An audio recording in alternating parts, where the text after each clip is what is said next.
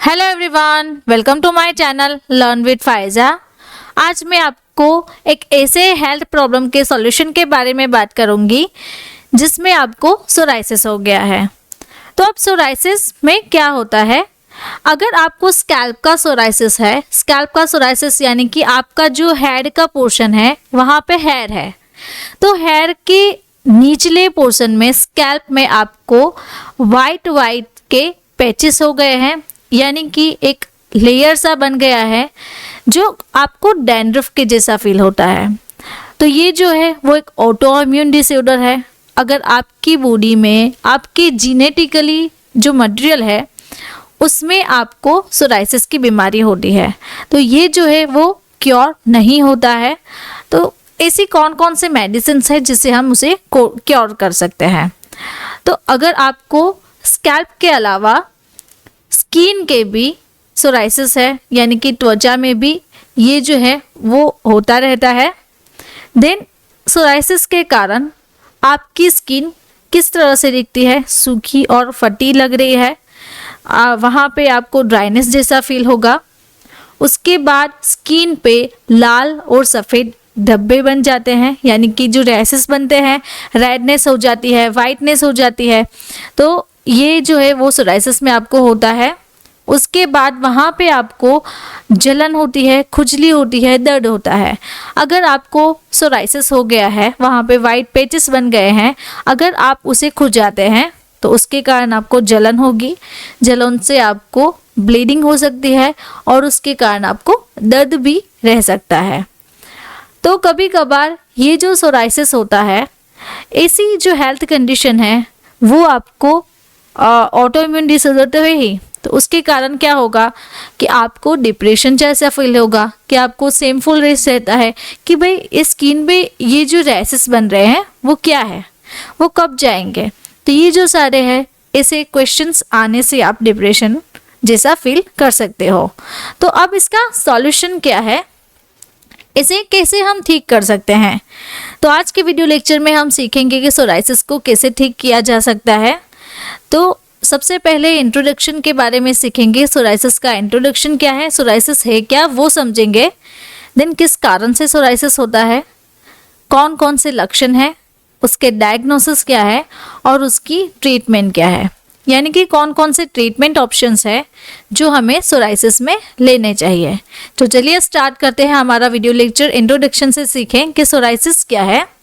ये जो सोराइसिस है वो एक स्किन की एक ऐसी अवस्था है जिसमें हमारे स्किन पे रेडनेस, धब्बे पड़ जाना और हमारी जो स्किन है वो वाइट एक लेयर से ढक जाती है, उसे हम सोराइसिस कहते हैं। अब ये जो सोराइसिस हो रहा है वो आम तौर पर हमारी कोहनी, घुटने, खोपड़ी, पीठ के निचले हिस्से में दिखाई देते हैं। हमने पहले सीखा कि सोराइसिस एक ऑटो इम्यून डिसऑर्डर है, तो आपको कहीं भी स्किन पे कोई भी एरिया पे आपको हो सकती है, यानी कि जहाँ पे आपका हेयर होगा, आपकी स्किन पे जहाँ पे भी हेयर कवर करते हैं वहाँ पे ज़्यादातर आपको सोराइसिस होने के चांसेस रहते हैं। अब हम सीखें कि सोराइसिस ये जो है वो एक स्किन रिलेटेड डिजीज़ है जिसमें आपको बॉडी पर रेड स्पॉट, स्केब लाइक जो फॉर्मेशन हो जाता है वो बन जाता है, क्रस्ट एंड इचीनेस होती है आपको, एंड आपकी जो इम्यून सिस्टम है ये डिजीज़ उसे वीक कर देता है। तो अब हम उसके कॉजेस के बारे में देखें कि किस कारण से सोराइसिस होने की संभावना रहती है। तो ये जो है सोराइसिस वो एक ऑटो इम्यून सिस्टम की बीमारी है। स्किन में इन्फेक्शन हो जाना, कभी कभार ड्राई वेदर रहता है, कभी कोल्ड वेदर रहता है, तो इस वेदर की कंडीशन चेंज होने से भी आपको सोराइसिस हो सकता है। या फिर आपको सनबर्न की बीमारी रहती है कि अगर आप धूप में बाहर निकल रहे हैं तो धूप से आपकी जो स्किन है वो जल जाती है, तो उसके कारण भी आपको सोराइसिस हो सकता है। कभी कभार ऐसा होता है कि आप कुछ स्ट्रेस में हैं, तो स्ट्रेस के कारण भी हमारी इम्यून सिस्टम से आपको सोराइसिस की बीमारी हो सकती है।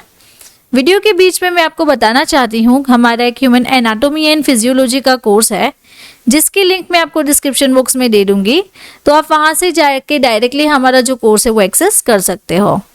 नाउ अब हम हमारे टॉपिक पे वापस से आते हैं कि अब ये जो सोराइसिस हो रहा है तो उसके सिम्टम्स क्या दिखेंगे, कैसे पता चलेगा कि आपको सोराइसिस ही है या फिर स्किन की कोई एक ऐसी कंडीशन है जिसमें आपको इचिंग हो रहा है, रेडनेस हो गई है, तो कौन सी बीमारी है। एक्जिमा में भी खुजली होती है, सोराइसिस में भी खुजली होती है, कभी कभार आपको ऐसी कोई स्किन डिजीज हुए है तो उसमें भी आपको खुजलियाँ हो सकती है।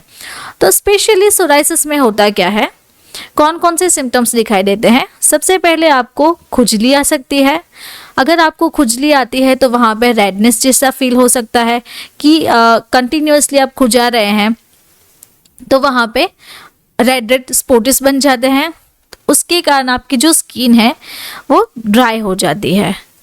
ड्राई स्किन पे आपको क्रस्टिंग जैसा फील रहेगा। अब ये जो क्रस्टिंग है वो क्या है, क्रस्टिंग में होता क्या है कि आप जब भी आपकी स्किन पे जहाँ पे भी सोराइसिस हुआ है वहाँ पे आप फील कर रहे हो, तो टच करने से स्किन को आपको ऐसा फील होगा कि वहाँ पे एक कठिनाई सी हो गई है, यानी कि आपकी जो स्किन है वो थिक हो गई है, वहाँ पे एक लेयर बन गया है, तो वो उसे हम क्रस्टिंग कहते हैं। Then scaling. स्केलिंग में क्या होता है कि जब भी आप स्किन को टच करोगे तो वहाँ से स्किन रिमूव होना स्टार्ट हो जाएगी, तो स्किन का जो लेयर है वो रिमूव होना, उसे हम स्केलिंग कहते हैं। उसके बाद इन्फ्लेमेशन यानी कि सूजन आ सकती है आपको, एंड आपको ये जो सारी सिम्टम्स है उसके कारण आपको डिस्कम्फर्ट सा फील रहता है, जिससे आप डिप्रेशन में भी जा सकते हैं। तो ये जो सारे सिम्टम्स है वो सोराइसिस के रहते हैं। अब डायग्नोसिस के बारे में देखें कि इसका डायग्नोसिस क्या करवा सकते हैं, निदान क्या हो सकता है इसका। सबसे पहले आपका फिजिकल एग्जामिनेशन होगा, यानी कि आपकी जो स्किन कंडीशन है वो चेक की जाएगी कि आपकी स्किन पे रेडनेस कब से है, इचिंग कब से है, आपको ये जो परत सी बन गई है वो कब से आ रही है, तो वो चेक करते हैं। देन स्किन बायोप्सी लेते हैं। स्किन बायोप्सी में क्या करते हैं कि जहाँ पे जो अफेक्टेड एरिया है वहाँ से small amount of pieces skin का लेके उसका एग्जामाइन करते हैं। देन आपके ब्लड टेस्ट करवाते हैं। ब्लड टेस्ट क्यों करवाते हैं, बिकॉज ये जो है वो एक इम्यून सिस्टम प्रॉब्लम है, तो इम्यून सिस्टम प्रॉब्लम में ब्लड टेस्ट से भी हमें पता चल सकता है, और यूरिन टेस्ट भी करवाते हैं। तो ये जो सारे डायग्नोसिस है वो सोरियासिस के हैं। यहाँ पे मैं आपको बताना चाहती हूँ, अगर आपको हमारे वीडियो ऐसे ही अच्छे लगते हैं और आपको कंसल्टेशन चाहिए, एक्सपर्ट गाइडेंस चाहिए, तो आप मुझे इस व्हाट्सएप नंबर के थ्रू कांटेक्ट कर सकते हैं, जिससे कि मैं आपका प्रॉपर ट्रीटमेंट कर सकूँ। यहाँ पे आप देख रहे हैं कि सोरियासिस के कारण आपको ये जो बीमारी हो रही है उसका ट्रीटमेंट क्या है, कौन कौन से ट्रीटमेंट ऑप्शंस है जिससे कि हम सोरियासिस को ठीक कर सकते हैं। तो यहाँ पे numbers of treatments option psoriasis के अवेलेबल है, जहाँ पे है इम्यूनोसप्रेशंस, कॉर्टिकोस्टेरॉइड्स एंड लाइट थेरापी। ये जो ट्रीटमेंट ऑप्शंस हैं उससे आप अपना सोरियासिस जो है वो ठीक करवा सकते हैं। तो यहाँ पे हम स्टार्ट करते हैं कि कौन कौन से ऑप्शंस हैं। तो ऑप्शन नंबर 1 इज सॉरिड 50। इसमें आती है साइक्लोस्पोडिन कैप्सूल, उसका डोज आपको रहेगा 7 से 9 mg पर kg पर डे का, यानी दिन में आप 2 से 3 टेबलेट पर डे ले सकते हो। उसके बाद बायोकॉन की ही है solid oral solution. Oral solution जो है उसका भी सेम डोज रहता है, लेकिन आपको ये जो डोज है दिन में 2 से 3 बार 10 ml रहने का रहता है। देन ऑप्शन नंबर 3 जो है वो हाइड्रोकॉर्टिजोन जो क्रीम आती है वो आप ले सकते हैं। कॉर्टिलर जिसका ब्रांड नेम है, ये जो क्रीम है वो आप दिन में 2 से 3 बार अप्लाई कर सकते हैं। के बाद जो क्रीम आती है वो ट्रायमसिलोन एसीटोनाइड ऑइंटमेंट यूएसपी के अकॉर्डिंग 0.5% बनाया जाता है, तो ये जो क्रीम है वो आप दिन में 2 से 3 बार अप्लाई कर सकते हैं। देन ऑप्शन नंबर 5 जो है वो क्लोबेटाजोल प्रोपियोनेट क्रीम है, वो भी यूएसपी के अकॉर्डिंग बनाई जाती है, तो ये जो है वो भी आपको दिन में 2 से 3 बार लगानी है। ऑप्शन नंबर 6 जो है वो clobetasol propionate and salicylic acid के कॉम्बिनेशन में आती है, तो इसे भी आपको 2 से 3 बार दिन में लगाना है। कैल्सिट्रियोल ऑइंटमेंट जो आता है 0.0003% वेट बाय वेट का ग्लेनमार्क फार्मास्यूटिकल कंपनी बनाती है इसे भी सेम तरीके से यूज करना है दिन में 2 से 3 बार। देन कैल्सिट्रॉल प्लस क्लोबिडाजोल प्रोपियोनेट का कॉम्बिनेशन आता है ऑइंटमेंट पे, तो ये भी आपको सेम तरीके से लगाना है।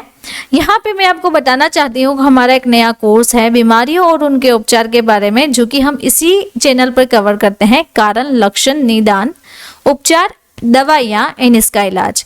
तो ये जो सारे हैं उसकी हमने एक PDF मटेरियल बनाया हुआ है, PDF बुक है, हमारा कोर्सेस भी है। तो आप हमारा कोर्स ज्वाइन कर सकते हो हमारे ऐप से। तो वो जो ऐप है वो Google play store and app store पे भी अवेलेबल है। तो आपको कोई क्वेरी आ रही है तो यहाँ पे व्हाट्सएप नंबर दिया हुआ है, तो व्हाट्सएप के थ्रू भी आप हमें कांटेक्ट कर सकते हो। अब और भी ऑप्शंस है यहाँ पे, option number 9 that is tacrolimus ointment 0.1% weight by weight Glenmark pharmaceutical company बनाती है, दिन में 2 से 3 बार अप्लाई करना है आपको।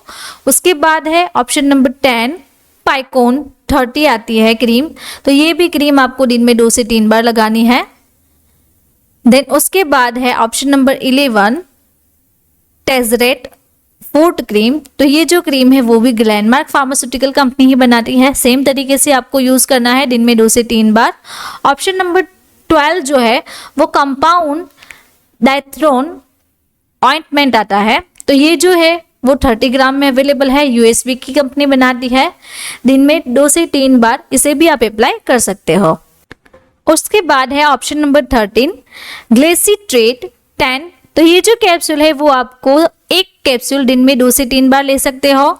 उसके बाद ऑप्शन नंबर 14 जो है वो आपको लाइट थेरापी रहती है, ये जो लाइट थेरापी है वो आपके स्किन जो स्पेशलिस्ट है वो आपको प्रोवाइड करते हैं और सजेस्ट करते हैं।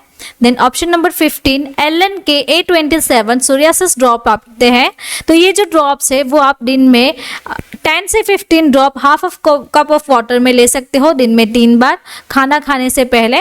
और ऑप्शन नंबर 16 जो है वो बैद्यनाथ का सिरप आती है, तो ये जो सिरप है वो दिन में आपको 10 ml 2 से 3 बार लेनी है। तो ये जो सारे ट्रीटमेंट ऑप्शंस है वो सोरियासिस के हैं, तो ये जो सारे ऑप्शंस है उसमें से आप कोई भी ले सकते हो। अगर आपको मेरा ये वीडियो अच्छा लगा तो आपको ये वीडियो भी अच्छा लगेगा। ऐसे ही डिजीजेस के बारे में अगर आपको सीखना है तो आप मेरे चैनल को सब्सक्राइब कर सकते हैं, लर्न विद फाइजा। और मेरी एक दूसरी चैनल भी है मेडिसिन एक्सपर्ट रिव्यू, उसे भी आप सब्सक्राइब कर सकते हैं। Thank you for watching my video.